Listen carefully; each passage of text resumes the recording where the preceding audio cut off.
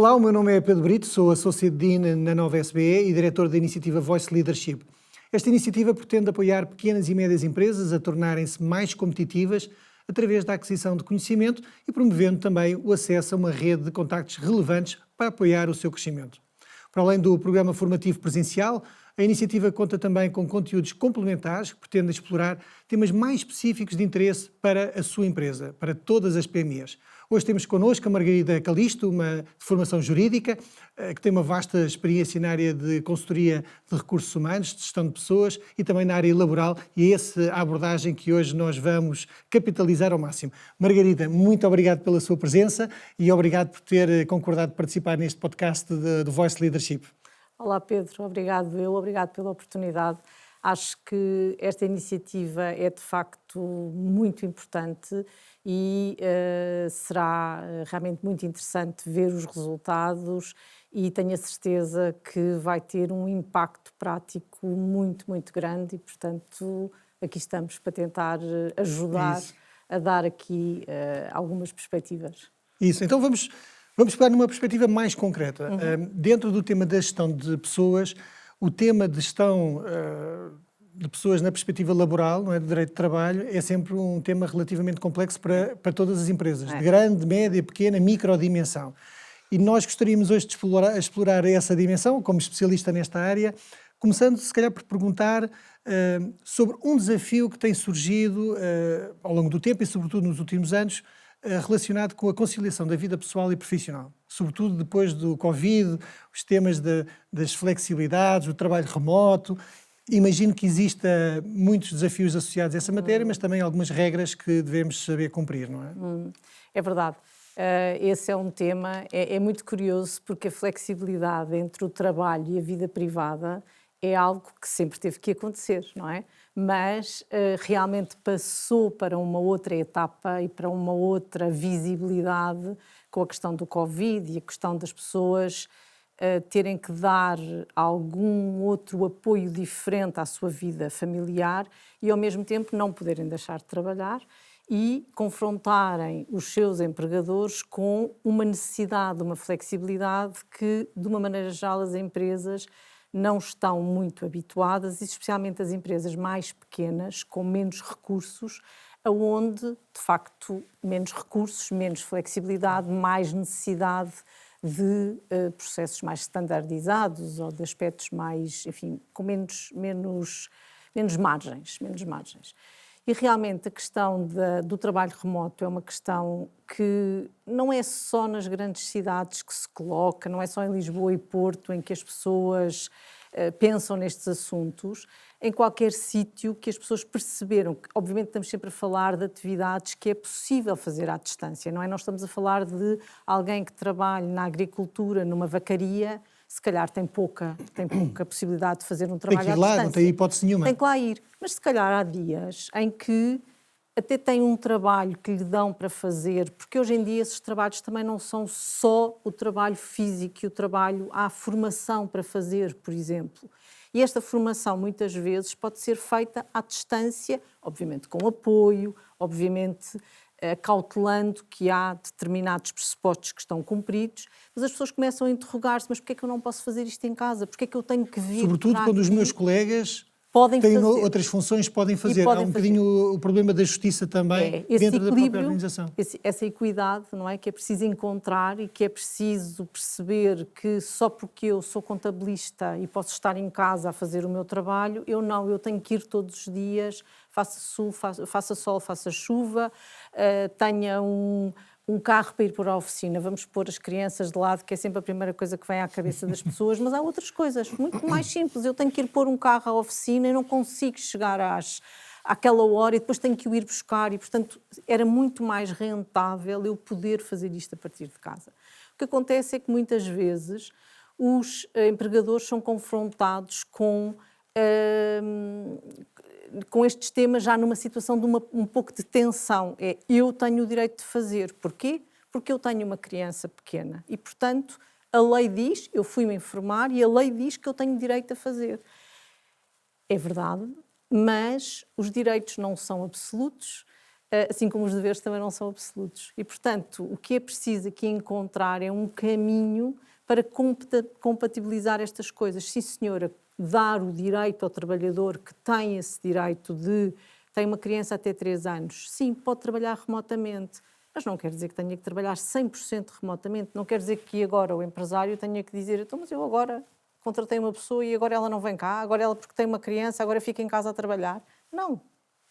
Encontrar um caminho para que esse direito de trabalhar remotamente possa ser compatibilizado com a função. E às vezes não é nestes chavões de é compatível ou não é compatível, vamos lá ver o que é que são as tarefas diárias e o que é que nós podemos aqui acordar que pode fazer remotamente ou que não pode fazer remotamente. E isso retira logo só a abordagem de vamos então sentar-nos e ver o que é que podemos fazer, retira logo aquela tensão, porque a tensão laboral é algo que é extremamente desgastante para o trabalhador, sem dúvida, acho que todos percebemos isso, mas para as organizações também é, claro. porque é um consumo, especialmente se estivermos a falar de organizações pequenas, gerir uma tensão laboral é um consumo de energia E um custo de oportunidade ao invés de estar focado que não tem retorno, porque o retorno, na maior parte das vezes, é numa linguagem, enfim, talvez assim um bocadinho agressiva, eu quero me ver livre deste problema. E o trabalhador passa a ser um problema, o que não é verdade, porque depois há o foco só nas coisas negativas e não nas coisas positivas. Portanto, esta questão da conciliação e da possibilidade de exercer funções de forma remota, aquilo que será importante é as pessoas partirem do princípio de que não há aqui direitos absolutos. Não é porque eu tenho um filho que eu passei a poder exercer as minhas funções remotamente, ou não é porque eu, pegando no exemplo da vacaria, porque eu trabalho numa vacaria e não tenho uma função de escritório, que eu tenho que ir lá todos os dias. Se calhar eu consigo encontrar aqui um caminho e a lei permite isso. O que é importante é abordar o tema antes dele ser um problema. E, portanto, encontrar aqui o caminho de o fazer antes dele ser um problema. Não sendo que, por vezes, existe também um sentimento de menos confiança por parte do gestor, da pessoa, do empresário, relativamente à forma como utiliza essa flexibilidade? Claro que sim, claro que existe, porque também a lei é tem um aspecto muito de controle, não é? Há necessidade de um controle de um horário, e esse controle do horário, porque se um empresário de repente se vê confrontado com uma inspeção e uma inspeção da Autoridade das Condições de Trabalho que lhe diz, então mostre-me lá o seu registro de horário de trabalho, e ele... Mas eu não tenho registro, porque eu não tenho ponto, porque a pessoa trabalha no campo. Voltamos à agricultura. É um tema que eu gosto muito. Voltamos à agricultura porque não tenho um ponto, não é? Não há um relógio, não há... Esse registro pode ser um registro feito, enfim, numa folha de papel, digamos. Pode ser. O problema da flexibilidade e do controlo é a confiança.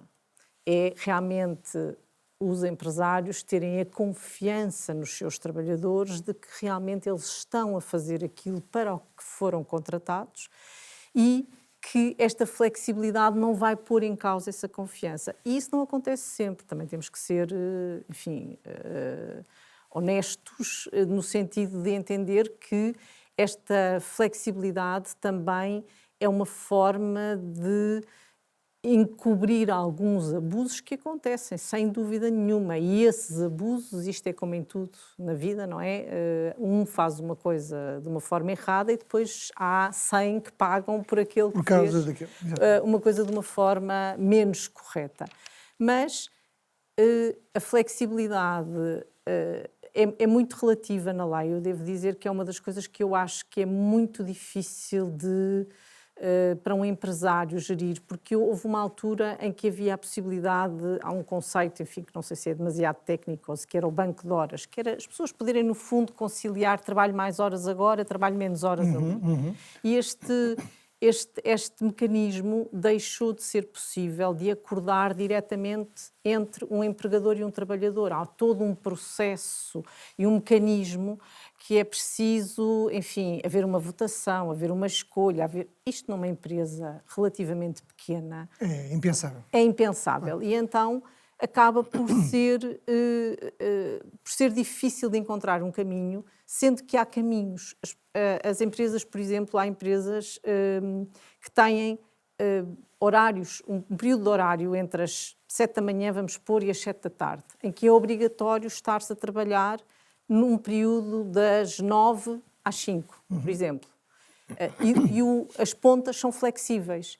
E isto já traz uma qualidade, uma possibilidade de uma qualidade de vida adaptada à realidade de cada pessoa. Adaptada à realidade de cada um. Aquele tema normal de... E isso pode ser feito com autonomia por parte da empresa. Pode ser feito com autonomia por parte da empresa. E é uma grande ajuda e é algo que os trabalhadores valorizam muito e que sai um bocadinho fora do conceito do banco de horas, que não é possível de estabelecer individualmente, digamos assim. Um outro ponto que nós tínhamos falado que seria interessante talvez explorar no tema das pequenas e médias empresas, vou tentar colocar isto da forma mais elegante possível, que é aquela coisa de eu tenho aqui uma pessoa ou várias pessoas que não estão a ter o desempenho que eu esperaria. Como é que eu posso, utilizando a expressão de há pouco, como é que eu me posso livrar delas?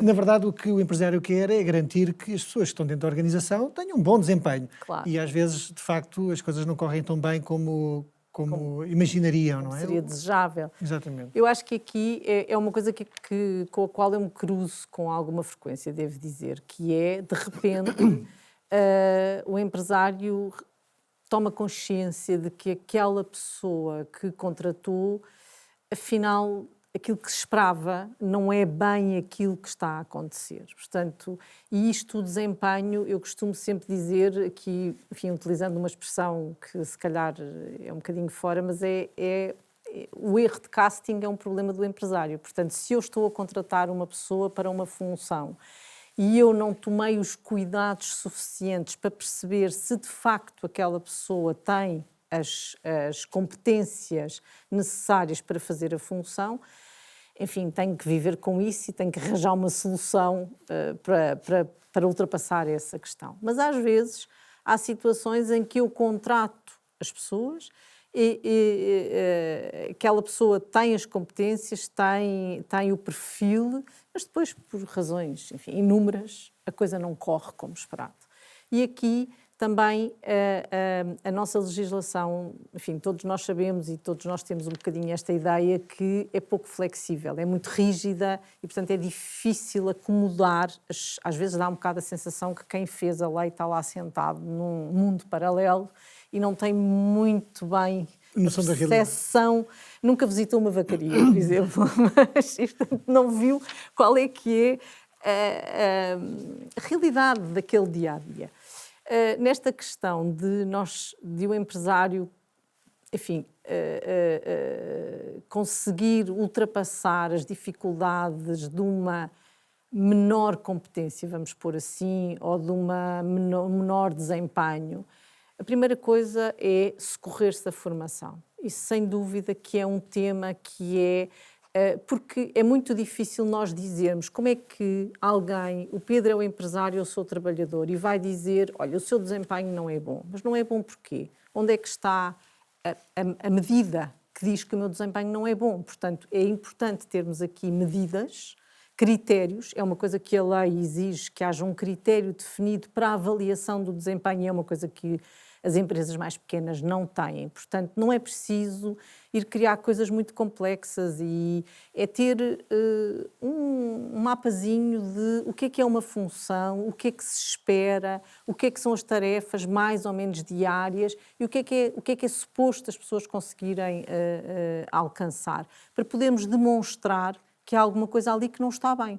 E, portanto, se conseguimos demonstrar que não está bem, então o primeiro passo é procurar uma formação para melhorar, porque o objetivo do empresário não pode ser, não deve ser nunca, como nós dissemos aqui no princípio, livrar-me daquele problema. Não, é aquele recurso, porque ainda por cima os recursos nas empresas pequenas são poucos e, mal ou bem, há já houve algum investimento naquela pessoa. Só o custo de entrada, de perceber a cultura, o negócio e essas só o coisas custo de todas. encontrar as pessoas hoje em dia já é um custo que não pode ser deitado para trás das costas e não serve, venha ao próximo. Não funciona assim. Ponto. Portanto, eu acho que isso também, as pessoas, os empresários estão perfeitamente conscientes disso. Portanto, o investimento na formação, a documentação de que há formação profissional, para no final do dia, se realmente não resultar, então sim, aí temos fundamento para, enfim, chegar aqui a uma terminação daquela relação laboral que afinal não cumpriu os objetivos que o empresário precisava,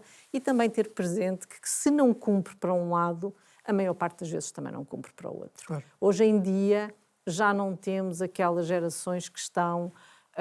não, eu estou aqui sentado, contrataram-me para isto, eu agora daqui Agora vou ficar à não saio espera até daqui, a minha reforma. daqui não saio, daqui ninguém me tira. Hoje em dia já não há essa perspectiva. Pode haver, há sempre exceções. Existe, mas começa a ser cada vez menos. Cada vez menos, e portanto é ao contrário. Os empresários têm que interiorizar que quem escolhe o empregador é o Cada vez trabalhador. mais é o trabalhador, sobretudo os mais jovens. É.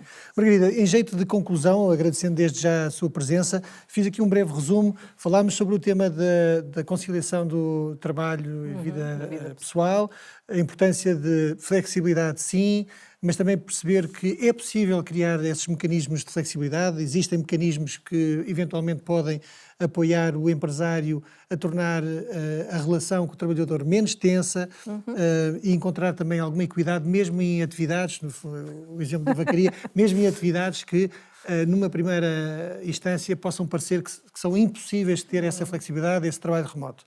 A importância também de confiar, focar muito mais talvez nos resultados do que no controle das atividades. Este pode ser um mecanismo também interessante para os nossos gestores terem em consideração.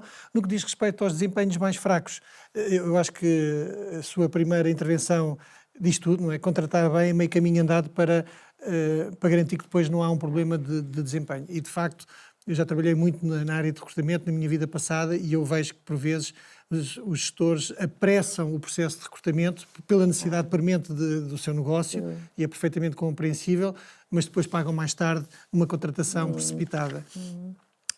Como é que podemos ajudar? Formando, né? Capacitando. Formando não quer dizer que seja formação formal, mas capacitando, ajudando as pessoas a terem as competências necessárias para a sua função, documentando sempre essa informação, saber muito bem que medidas ou critérios devem ter para avaliar o desempenho, para garantir que, por um lado, eu, enquanto empregador, estou consciente do que é que espero da pessoa, mas, sobretudo, o empregado, colaborador, sabe perfeitamente, com muita clareza, o que esperam dele desde o início da sua contratação. Isso vai trazer mais autonomia, mais facilidade também de apoiar o colaborador a ter melhores desempenhos. Penso que é fundamentalmente isto. Margarida, uma vez mais, muito obrigado e espero que nos possamos encontrar em breve para mais uma sessão. Obrigada. Muito obrigado. Obrigada.